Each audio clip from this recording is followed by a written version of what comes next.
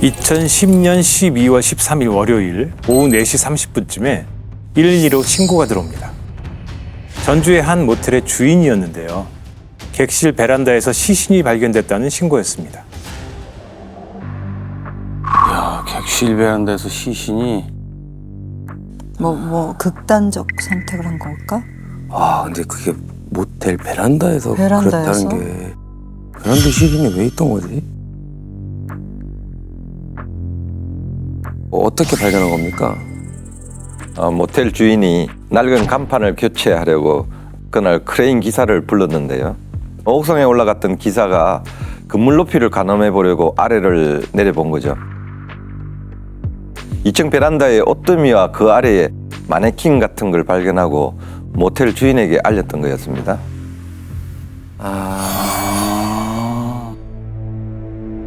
시신 위를 이 옷더미로 가려서 약간 덮어놓은 모양이네요.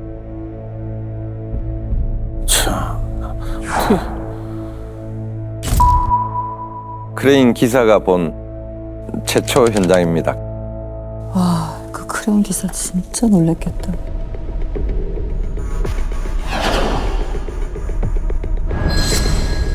어? 아.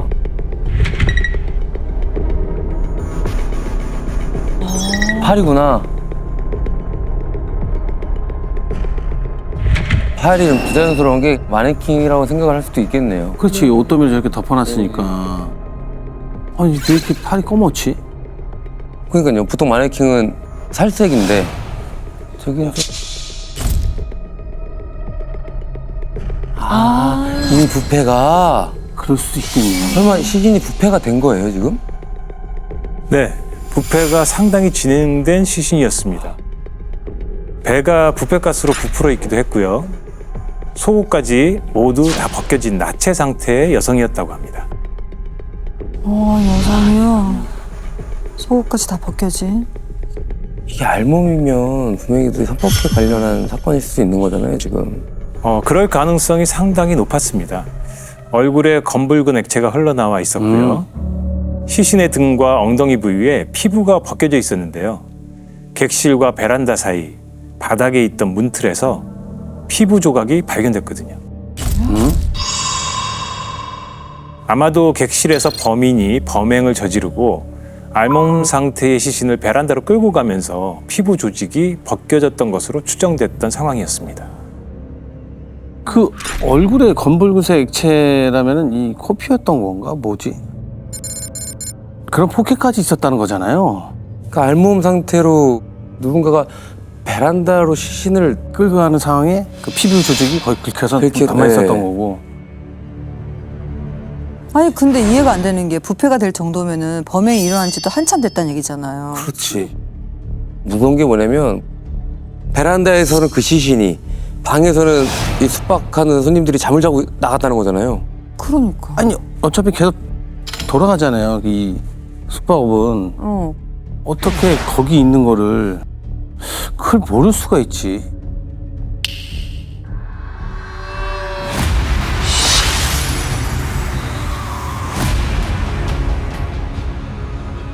그럴 만한 이유가 있었습니다. 객실 베란다 문 전체가 거울로 돼 있었거든요. 네? 그러니까 방 내부를 미러 형식으로 비추고 있어서 방에선 바깥이 보이지 않았던 겁니다. 밖이 베란다인지 안에 있는 투숙객은 모를 수도 있었다. 야, 어쨌든 간에 이 방에는 손님들이 여러 번 묵었을 테니까 범행 흔적도 이미 없어지지 않았을까요? 그렇지. 청소는 계속 했을 거 아니야. 사람들은 숙박을 하고 나가고 또 정리했을 테니까. 네, 맞습니다.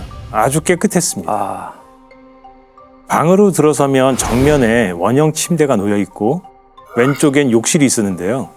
욕실이 유리문으로 돼 있어서 방에서도 욕실이 훤히 보이는 객실이었습니다.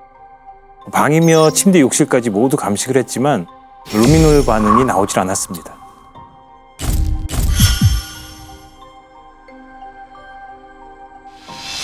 오래됐나 보다. 그래도 분명 이 피해자도 손님 중에 한 명이었을 거 아닙니까? 그럼 둘이 들어갔다가 한 명이 나왔던 상황이면은 주인이든 누구든 이상하다고 생각할 법도 한데 이 시신이 언제부터 베란다에 있었는지 알 수 있는 방법은 없는 거예요? 시신의 상태만으로는 예상하기는 어려웠습니다. 처음에 시신을 발견했던 크레인 기사가 옥상에서 최초에 목격할 수 있었던 이유도 베란다가 천장이 없이 뚫려 있기 때문에 보였던 거거든요.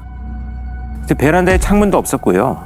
시신이 외부에 그대로 노출된 상태였는데 영하의 날씨에 시신이 부패가 된 상황이라서 사망 시기를 예상하기는 어려웠습니다.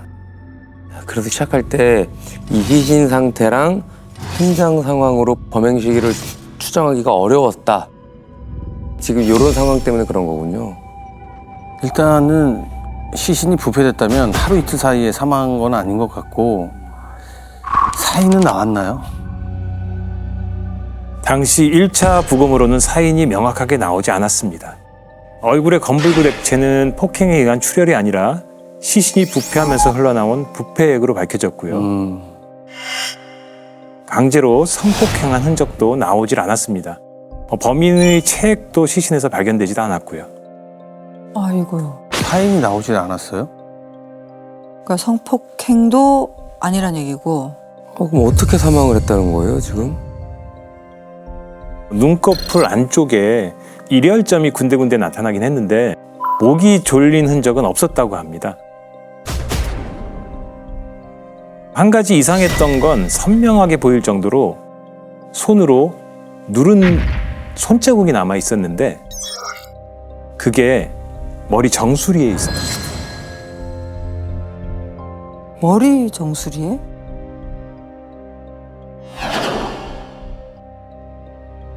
아니 근데 정수리에 얼마나 세게 눌러야지 이 손자국이 나지? 여기는 뼈잖아요. 아무리 그렇게 세게 눌러도 여기에 정수리에 손자국이 남을 수 있었던 거는 두 가지 경우에요. 예. 아주 순간적으로 강력한 임팩이 있거나 막 아니면 쾅 치든가 지속적으로 누르든가. 일단은 현장 상황이 모든 게 이상한 것 같아요. 그러니까 제일 이상한 건 지금 언제 사망했는지조차도 알 수 없는 지금 현 상황이라는 거예요. 근데 모텔 청소하시는 분들은 좀 이상한 걸 못 느끼셨나? 그렇죠. 만약 범행 후에 범인이 흔적을 치우고 갔으면 그것도 이상한 상황이잖아요. 맞습니다. 여기서부터 사건이 좀 꼬이기 시작을 합니다.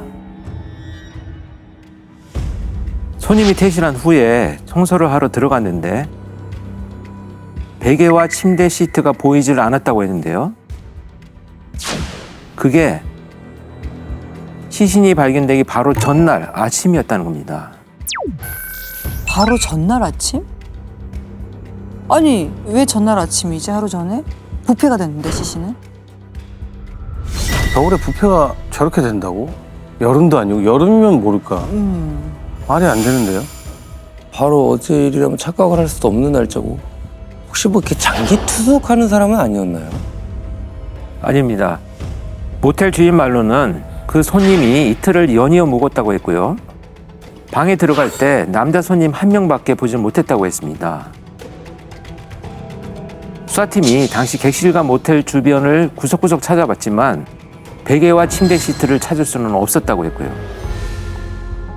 야, 남자 혼자 들어갔는데 나가고 보니 베개나 침대 시트가 없다? 아 이게 어떻게 된 일이지? 마지막 손님이 범인일 수가 있나? 만약에 여성이 혼자 나중에 들어갔고 그걸 모텔 카운터에서 몰랐다고 해도 시신이 하루 만에 저렇게 변할 리가 없잖아요. 그렇지.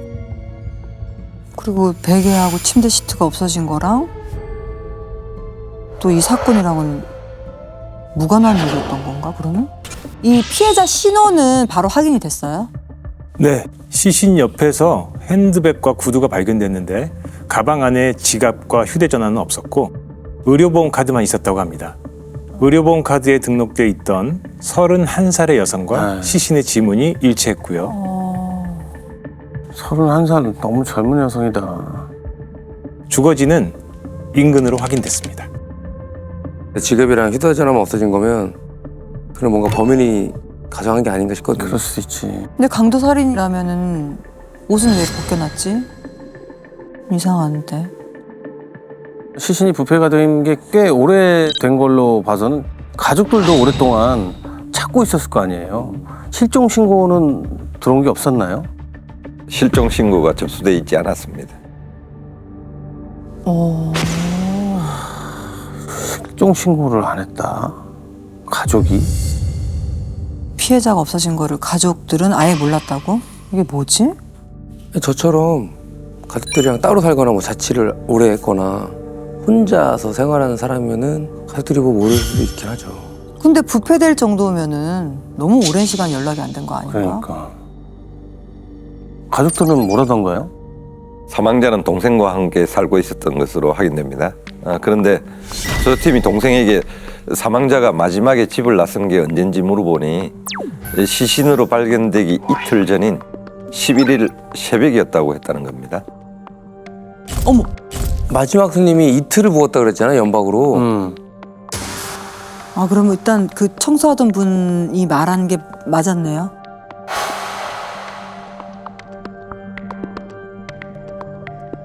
그럼 객실에서 마지막으로 나간 손님이 범인이었다는 거잖아요, 지금.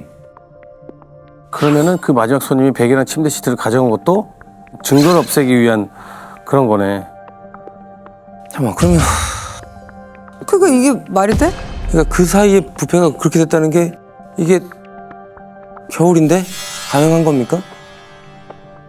가능성이 있었습니다. 이 시신이 발견된 베란다 쪽 객실이 사실 난방이 잘 안 되는 방이었다고 합니다. 그래서 그 방 침대에만 온열 매트가 깔려 있었다고 했고요. 범인이 온열 매트를 켠 상태로 침대 위에 시신을 하루 정도 방치했다면 부패가 빠르게 진행됐을 가능성이 충분히 있다는 상황이죠. 그런데 현장에서 아무것도 안 나왔잖아요. 그러게요. 왜냐면 얼굴에도 부패액이 흘러나올 정도면 분명히 온열 매트에도 묻었을 가능성이 높다고 생각이 드는데. 온열 매트도 없었던 거예요, 그러면? 온열 매트는 그대로 객실에 있었습니다. 아니 근데 아무것도 안 나온 거예요? 뭔가 범인이 엄청 치밀하게 현장을 막 조작한 느낌이 드는데. 그러게요. 일단 그 마지막 손님이 범인일 가능성이 높은 거잖아요. 모텔 주인은 그 남자를 봤을 수도 있잖아요.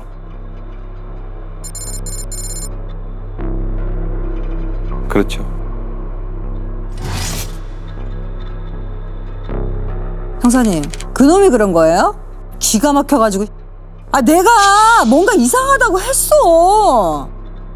아니, 그날 새벽 2시가 좀 넘었나, 뭐, 어떤 젊은 남자가 혼자 와서는 얼마냐고 하더라고. 원래는 4만 원인데, 새벽이라서 얼마 있지도 않을 거고, 난방도 안 되는 그 방 딱 하나 남아있길래 내가 3만 원이라고 불렀다고. 아니, 근데 거기서 또 5천 원만 깎자는 거야. 나도 피곤하고 그날은 손님 그만 받고 문 닫아야겠다 싶어서 그냥 2만 5천 원에 방을 내줬다고?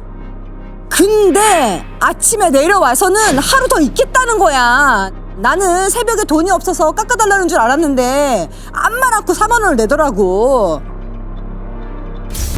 그러고 보니까 그러려고 하루 더 있었던 거네. 30 중반쯤 됐을라나? 아주 멀쩡하게 생겨가지고 아니 누구 장사 망쳐먹으려고 그런 짓을 해? 나 진짜 형사님 그놈 좀 꼭 좀 잡아주세요. 30대 중반에 멀쩡하게 생긴 남자. 11일 새벽엔 아침까지만 머물 계획이었던 것 같은데. 근데 바로 하루 더 연장했다면 그 사이 무슨 일을 벌였다는 거잖아요. 그렇죠. 왜냐면은 시신을 뭐 처리하고 현장까지 치우려고 했으면 물리적인 시간이 필요했을 테니까. 그러면 그 모텔 주인은 끝까지 이 피해 여성을 보지 못한 거네요. 네. 와. 여성은 보지 못했다고 했습니다. 그래서 모텔 CCTV를 보니까 남성이 들어간 한 10분 정도 지난 시각에 피해 여성 혼자 모텔로 들어와 객실로 바로 이동하는 게 찍혀 있었다고 합니다.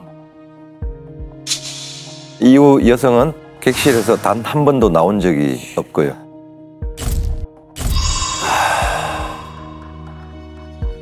그러니까 이 피해 여성은 그 방에 들어간 후에 다시는 나오질 못했죠.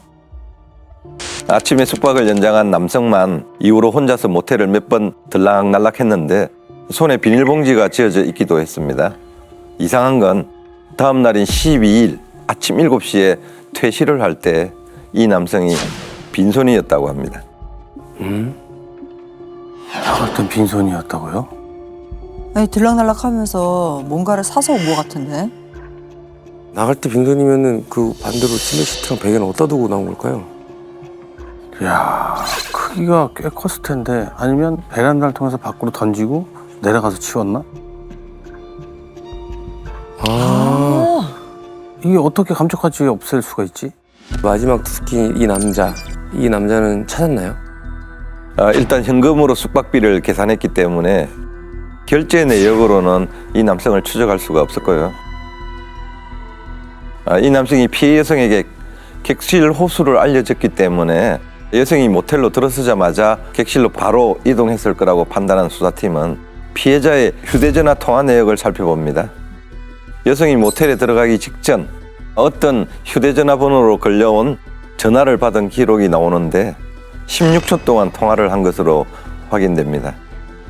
시간을 보니 남성이 모텔로 들어온 지 딱 1분 후였고요. 16초 통화했다. 그럼 정말로 딱 모텔 이름, 객실 호수만 알려주고 딱 끄는 거네요. 시간으로 보면은 객실 잡고 바로 여성한테 전화한 것 같네요.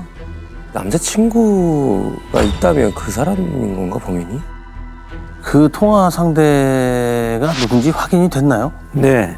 휴대전화 명의자는 45살의 남성으로 확인이 됐는데요. 피해 여성과 아무런 관련이 없었던 사람이었습니다. 피해자의 통화 내역을 모두 뒤져봤는데 피해자가 이 남성과 통화한 게 그날 새벽 딱 16초 동안 통화한 게 처음이자 마지막이었던 상황이었고요. 야, 처음 통화한 사람이었다고? 모르는 사람이랑 16초 통화하고 바로 모텔로 갔다? 이게 어떻게 되는 일이죠? 게다가 이 수사팀이 남성의 인적사항을 확인해 봤더니 범행 현장에 그 어떤 흔적도 남기지 않고 현장을 조작한 살인범으로 보기는 어려웠다고 합니다. 그럼 전화한 사람이 범인이 아닐 수도 있다는 얘기인가요? 왜요? 뭐 알리바이가 정확히 있었나요? 사실 이 남성은 지적 장애인이었습니다.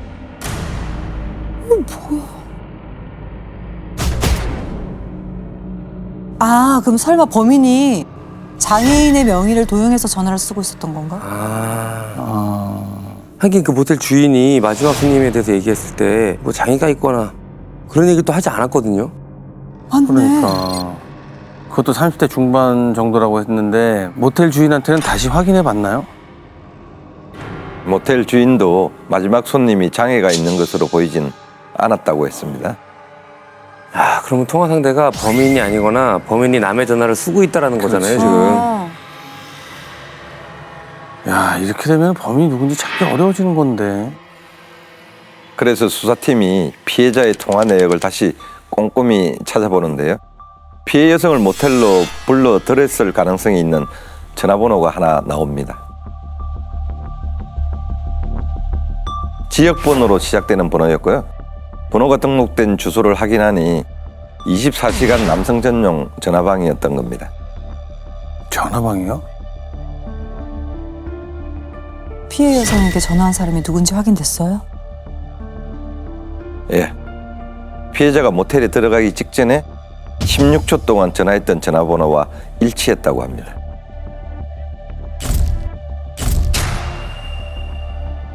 아까 그 45세 지적장애인의 전화였던 거죠. 그러니까 전화 주인은 범인이 아닌 것 같은데. 휴대전화를 잃어버렸거나 아니면 범인이 명의를 도용했다. 그렇지. 그러면은 이 전화 주인한테 알려야 되는 거잖아요. 그렇죠. 그래서 수사팀이 45살의 남성을 찾아가는데요. 집에 삼형제가 같이 살고 있었다고 합니다. 첫째가 휴대전화 명의자였고요. 둘째는 42살로 교회 전도사라고 하더랍니다. 셋째인 막내 동생은 첫째와 마찬가지로 지적장애가 있었고요. 삼형제 중 2명이 지적장애구나. 그러니까 이 둘째가 두 형제를 돌보면서 같이 살고 있었던 거네요. 그렇다면 이런 상황을 둘째 동생한테 얘기를 하셨겠네요. 근데 수사팀은 휴대전화에 대한 얘기를 일절 꺼내지 않습니다. 왜요? 직접 만나보니까 삼형제의 관계가 굉장히 밀접해 보였다고 합니다. 부모님이 일찍 돌아가신 후에 둘째가 두 형제를 돌보고 있었는데 일하는 시간을 제외하고는 삼형제가 집 안에서만 생활하고 있었거든요. 그래서 혹시나 수사팀은 삼형제의 주민등록 사진을 모두 뽑아서 모텔로 가져갑니다. 삼형제 사진을 들고 모텔로요? 이야, 그러면 삼형제 중에 범인이 있다면 설마 둘째? 아, 제발 아니었으면 좋겠다. 둘째가 형의 전화기를 쓰고 있다? 교회에서 전도를 하는 사람? 맞았어요? 둘째는 아니죠? 수사팀은 모텔 주인을 만나 그날 마지막 손님의 얼굴을 확인하고요. 둘째를 긴급 체포합니다. 와, 그러니까 형의 전화기를 들고 전화방에서 여성을 만났고 지금 살인까지 했다? 야, 이걸 순순히 인정하는가요? 죽이지는 않았다고 주장합니다. 11일 아침에 여성이 욕실로 들어갔는데 한참이 지나도록 나오질 않아 이상한 생각에 들어가 봤더니 여성이 의식이 없는 상태로 욕조에 빠져 있었다고 합니다. 그래서 여성을 욕조에서 꺼내 심폐소생술까지 했는데 숨을 쉬지 않아 베란다에 놓고 나왔다. 이렇게 진술합니다. 말이 안 되는 소리야. 말이 안 되지. 말이 안 되지. 사람이 욕조에 빠져서 숨을 못 쉬면 빨리 119에 신고를 해야지. 무슨 베란다에 내놔, 베란다에 내놓긴. 그때까지 살아 있었을 수도 있잖아요. 그렇게 저는 그렇게 생각해요. 사람 살리고 봐야지 이게 무슨. 119에 신고를 못한 건 자신이 교회 전도사라 전화방에 갔다는 사실이 알려질 것이 두려워서 그런 거다. 이렇게 얘기를 합니다. 야이, 더 말이 안 되지. 가지 말았어야지. 자기 소문 때문에 사람 목숨을 지금. 아니, 베란다에 갖다 둔 건 어차피 죽이겠다는 얘기 아니에요, 이거? 네. 처음에 이 객실의 구조를 얘기할 때 욕실 문이 어떻게 되어 있었다고 기억을 하시는지요? 투명하게 돼 있다고. 다 보인다고 했잖아요, 네. 투명하게. 욕실문. 그러면 안에서 잘못되거나 소리가 났으면은 안에가 다 보이잖아요, 지금. 다 보이는 거죠. 네. 완전 밖에서 거짓말이지. 이미 볼 수 있었는데. 거짓말이지. 말이 안 되지. 에라이. 거짓말. 에휴, 대체 왜 그랬답니까? 지금부터 들려드릴 이 범인의 주장은 살인을 부인할 때보다 더 황당합니다. 더 황당할 수가 있나? 뭐지? 또 소설을 쓴 거야. 둘이 밤새 서로 살아온 얘기를 나누게 됐는데 어린 시절부터 가정 환경 때문에 불우했던 처지가 너무 비슷하더랍니다. 그래서 정말 하늘이 맺어준 연인이란 생각이 들어서 물을 떠다가 둘만의 결혼식까지 올렸다고 했고요. 이게 말이 됩니까? 기가 막히다 정말. 야, 이건 무슨 말 같지도 않은 소리. 내가 용역하면서 제일 황당한 소리다, 이게. 모텔에서. 그러니까 그것도 아우. 처음 만난 여자랑 만난 지 몇 시간도 안 됐는데 물 떠놓고 결혼식을 했다고요? 근데 그렇다 치고 그러면 결혼식까지 올린 여자를 왜 죽인 건데요? 결혼도 했으니 하룻밤 더 같이 있고 싶어서 모텔비를 지불하고 아침 식사로 배달까지 시켰는데 여성이 하루 더 있으려면 돈을 더 내야 한다고 하더랍니다. 그래서 자기 주머니에는 3만 원밖에 없었는데 그 돈이 턱없이 부족했다고 하고요. 불안하긴 했지만 욕정이 생겨서 여성을 따라 욕실로 들어갔는데 여성이 거부를 했다고 합니다. 그 순간 욕조에 있던 여성이 커다란 구렁이처럼 보였다. 이렇게 진술하기 시작을 합니다. 무슨 소리야. 같은 소리를 하고 있어. 범인이 하고 싶은 얘기는 이거잖아요. 자기는 정말 진심이었는데 여성이 자기를 안 받아줘서 내가 살해를 할 수밖에 없었다. 맞습니다. 범인의 진술과 최종 부검 결과를 맞춰봤을 때 피해 여성의 머리에 또렷하게 찍혀있던 손자국은 욕조에 있던 여성을 손바닥으로 물속에 밀어넣었을 때 생긴 거였습니다. 피해자가 한동안 물속에서 숨을 못 쉬면서 눈꺼풀에 일혈점이 생겼던 거고요. 익사였던 익사였어. 얼마나 세게 밀어넣었으면 정수리에 손바닥 자국이 찍힐 정도겠냐고요. 고통 때문에 살라고 얼마나 발버둥쳤으니까 발버둥 그 엄청 힘을 했겠죠. 누른 거 아니야. 대체 어떻게 했길래 방의 흔적이 어떻게 아무것도 안 남을 수가 있죠? 베개랑 침대 시트도 감쪽같이 처리하는 거잖아요. 이거 어떻게 했대요? 11일 아침에 여성을 일단 살해를 한 후에 모텔을 들락날락거리면서 방수포를 사왔다고 합니다. 온열 매트를 켜둔 채 그 위에 방수포를 깔고 시신을 눕힌 채 하룻밤을 보낸 건데요. 다음날 시신에서 부패 냄새가 나니까 그때 시신을 베란다로 끌어내고 방수포와 베개, 침대 시트를 모두 꺼내 욕실 천정에 숨겨놓고 이야, 그러니까 아무것도 안 들고 나왔구나. 그렇지. 이 화장실 가면 이렇게 이 천장이 뚫려 있잖아. 예. 그 안에 넣어놓은 거네. 야, 이거 뭐야? 자꾸 왔다 갔다 하면서 뭐 사들고 들어간다고 하는 게 방수포 사들고 온 거고. 시신 부패될 걸 미리 다 알고 이미. 부패액이 혹시라도 흘러나올까 봐 방수포까지 깔고. 야, 이게 뭐야? 근데 이거 우발적이거나 한두 번 해본 것 같지가 않아요. 그래서 당시 수사팀도 범인에게 여죄가 있는지 철저히 수사를 했는데 아무것도 나오진 않았다고 합니다. 전과를 확인해 보니 10년 전쯤 절도와 사기 전과만 있었다고 했고요. 근데 진짜 그 순간 형사님들도 많이 긴장했을 것 같아요. 섬뜩할 것 같아요. 네, 뭔가 연쇄, 살인 막 이런. 또 다른 피해자가 있을 수도 있다고 생각했겠죠.